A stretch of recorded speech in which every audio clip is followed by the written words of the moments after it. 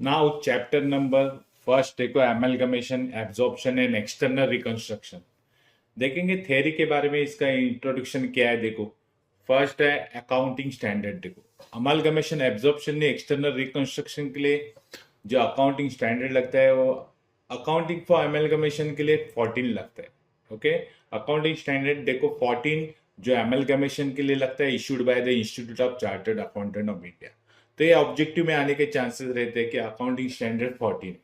Second देखो in amalgamation में two company come together and secure the various advantage. यानी जब दो कंपनी एक साथ आते हैं तो डेफिनेटली एडवांटेज होंगे, such as economy of large scale production होता है, अवॉइडिंग कंपटीशन अवॉइड होते हैं जो दोनों में कंपटीशन थी, है ना। दोनों जन एक साथ आने के बाद कंपटीशन कैंसिल हो गए।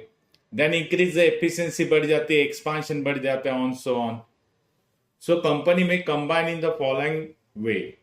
तो देखो कंपनी एक साथ आने के लिए अच्छा मेथड्स है। पहला तो एमलगमेशन देखो, है ना, डिफरेंट डिफरेंट वे है। एमलगमेशन में क्या होता है, new company is form to take over the business of two और मोर ओल्ड कंपनी, या दो से ज्यादा कंपनी एक साथ आते हैं और नया कंपनी बनाते हैं, उसको बोलते हैं एमलगमेशन। ओके, देन थर्ड है, सेकेंड है देखो एब्जॉर्प्शन, यानी क्या, existing company take over the business of another existing company, यानी एक कंपनी दूसरे कंपनी को टेक ओवर करते उसको बोलते हैं एब्जॉर्ब। एब्जॉर्ब किया, टेक ओवर किया। देन थर्ड देखो एक्सटर्नल रिकंस्ट्रक्शन, यानी क्या होता है, a new company is form to take over the business of existing one, यानी ऑलरेडी एक कंपनी है उसको टेक ओवर किया, यानी उसको टेक ओवर करके नया बनाया, न्यू कंपनी फॉर्म किया, यानी उसमें एक्सटर्नली रिकंस्ट्रक्शन किया, तो उसको बोलते हैं एक्सटर्नल रिकंस्ट्रक्शन। ओके, देखो 3 वेज है कंपनी एक साथ आने के लिए। देखो देन थर्ड में देखो क्या बोला है, there are 2 methods of amalgamation के 2 मेथड्स है, एक है परचेसिंग मेथड्स एंड सेकेंड है मर्जर मेथड। ज्यादा करके परचेसिंग मेथड ही हमें प्रैक्टिकल में आते हैं, मर्जर मेथड नहीं आते, लेकिन मर्जर मेथड में आपको ऑब्जेक्टिव सीरीज आएगी, थ्योरी क्वेश्चन आएंगे। तो देखेंगे पहला इन परचेस मेथड में क्या होता है। अगर हमें अमेलगमेशन करने का है तो परचेस मेथड में क्या होता है, देखो all assets and liabilities of vendor company. Vendor company यानी कौन, सेलर, जो कंपनी बेच रही है किसी और को, है ना। तो vendor company become assets and liability of purchasing company, यानी वेंडर कंपनी की जितनी असेट्स एंड लाइबिलिटी है वो परचेसिंग कंपनी के असेट्स एंड लाइबिलिटी बन जाते हैं, लेकिन कौन से वैल्यू पे, eight there agreed value. Very important words. हम किसी का बिजनेस टेक ओवर करते हैं तो डेफिनेटली हम डिसाइड करके जो वैल्यू डिसाइड होगी उसको ही बोलते हैं ना एग्रीड वैल्यू। वो एग्रीड वैल्यू पे ही हम लोग असेट्स लाइबिलिटी टेक ओवर करेंगे, है ना। सामने वाला वेंडर कंपनी कोई असेट्स की वैल्यू कुछ भी बता सकता है ना, लेकिन हम लोग डिसाइड करेंगे, दोनों में एग्रीड होएगा। तो इसलिए एग्रीड वैल्यू पे ही assets and liability become assets and liability of purchasing company के बन जाते हैं। तो याद रखो, very important agreed value. Okay, यानी हम लोग जब भी अमलगमेशन करेंगे, जब परचेसिंग कंपनी में या पीसी निकालते समय जब भी वैल्यू लेंगे असेट्स एंड लाइबिलिटी की, वो एग्रीड वैल्यू रहेगी। ओके, अगर एग्रीड वैल्यू नहीं दी रहेगी तो बुक वैल्यू ले लो। ओके, देन सेकेंड देखो डिफरेंस बिटवीन परचेस कंसिडरेशन नी नेट एसेट, यानी पीसी जो हम लोग ने बिजनेस की वैल्यू निकाली है, यानी सपोज सामने वाले की कंपनी हम टेक ओवर कर रहे हैं तो उसका बिजनेस का वैल्यू रहेगा ना, है ना, उसको बोलते हैं purchase consideration. And net assets, net asset मतलब असेट्स माइनस लायबिलिटी करके जो असेट्स आते हैं उसको बोलते हैं नेट एसेट, यानी परचेस कंसिडरेशन और तेरे नेट एसेट, इसका जो डिफरेंस रहता है ना वो कहां पे ट्रांसफर होता है, should be transfer to goodwill account या कैपिटल रिजर्व अकाउंट। यानी समझ में आया ना, सपोज मैंने XYZ कंपनी है, उसकी परचेसिंग वैल्यू यानी खरीदने की वैल्यू डिसाइड की 2 लाख। ओके, और अगर उसकी नेट असेट्स यानी असेट्स माइनस लायबिलिटी करके नेट असेट्स आ रही है 1,90,000 और मैंने डिसाइड किए 2 लाख और उसकी नेट असेट्स आ रही है 1,90,000, तो 10,000 क्या हो गया, गुडविल हो गया, क्योंकि मैं ज्यादा पैसा दे रहा हूं उसको, है ना। तो ये जो डिफरेंस रहता है, एक तो गुडविल में जाता है, नहीं तो कैपिटल रिजर्व में जाता है। गुडविल में कभी जाता है ना, और कैपिटल रिजर्व में कभी जाता है। तो देखेंगे हम लोग गुडविल में कभी जाता है। यहाँ पे देखो net assets is less than net PC, net asset कम है पीसी से, तो समझो गुडविल है, क्योंकि पीसी मतलब हम लोग पैसा ज्यादा दे रहे हैं नेट एसेट के सामने, and net assets more than PC रहेगा, यानी पीसी से नेट नेट एसेट ज्यादा है, मतलब हम लोग कैपिटल रिजर्व में जाएंगे, है ना, क्योंकि नेट एसेट्स कैसे ज्यादा है तो डेफिनेटली लाइबिलिटी साइड कम हो रही है। ओके, देन देखेंगे सी वाला, the reserve of vendor company, ये परचेस मेथड है, याद रखो। तो रिजर्व ऑफ वेंडर कंपनी यानी एक्सेप्ट स्टैट्यूटरी रिजर्व छोड़ेंगे, है ना, बाकी के जितने भी रिजर्व है ना are not brought in the books of purchasing company में नहीं जाते हैं। वेरी इंपॉर्टेंट, जितने भी सेलर कंपनी, बेचने वाली कंपनी है, वेंडर कंपनी है, उसके रिजर्व परचेसिंग कंपनी में नहीं जाती है, are not brought in the books of purchasing company. Okay, खाली स्टैट्यूटरी रिजर्व छोड़ के।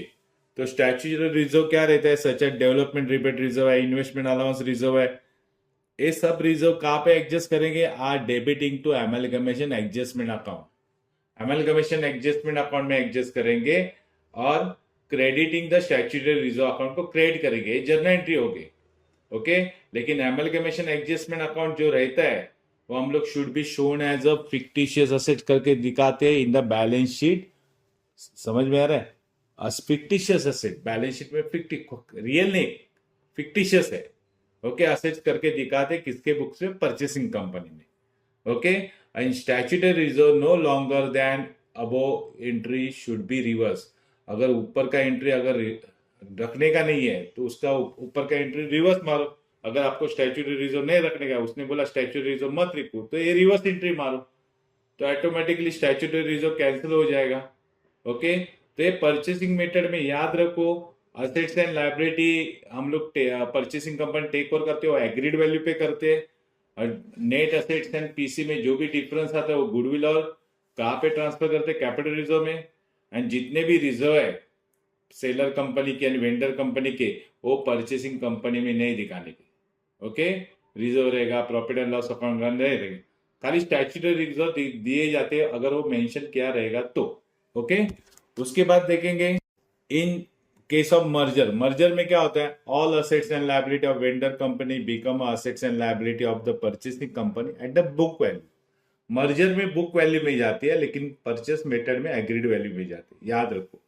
देन बी वाला देखो, share holder holding not less than 90% of the face value of equity share, यानी इक्विटी शेयर की फेस वैल्यू से 90% less नहीं होनी चाहिए।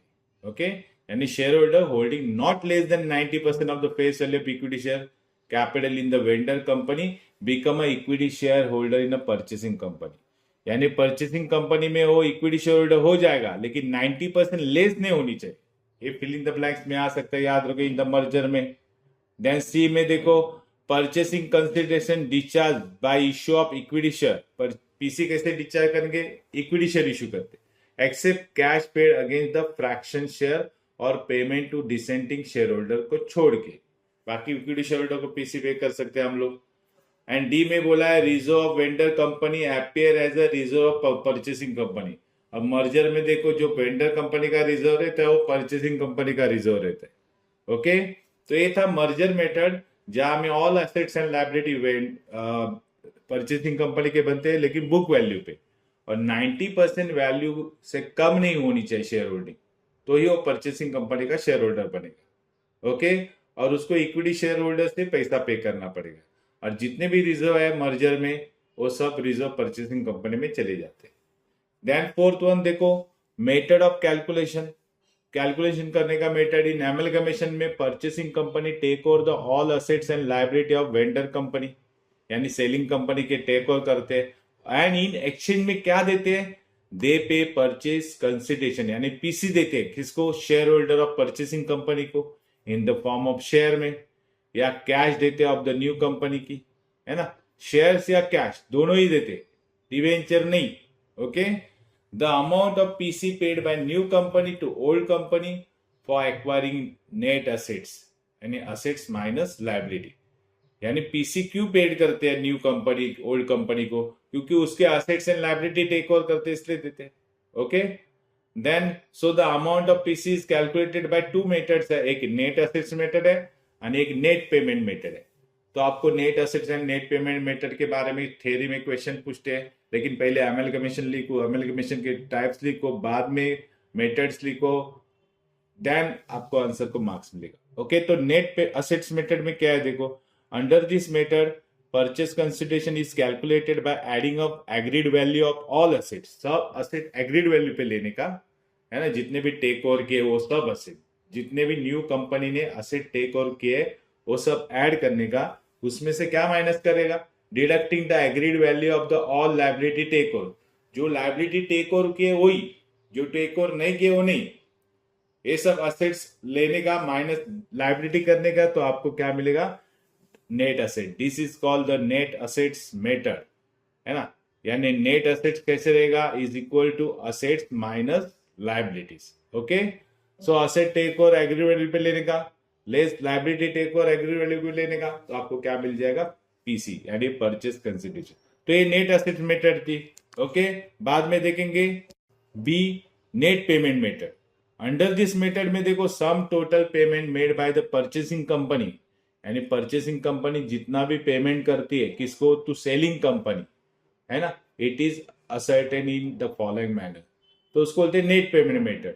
अभी ये डायरेक्ट पेमेंट देती है, देखो in equity share in purchasing company की अमाउंट रहेगी, preference share in purchasing company की अमाउंट रहेगी, और बैलेंस जो भी रहेगा कैश में रहेगा, तो ये तीनों को मिला के पीसी बन जाते हैं, उसको बोलते हैं नेट पेमेंट। इसमें देखो नेट पेमेंट रेडीमेड देते कितना अमाउंट देने का। तो ये था अमेलगमेशन के डिफरेंट मेथड्स और उसके पेमेंट मेथड्स और अमेलगेशन से टाइप्स। ओके।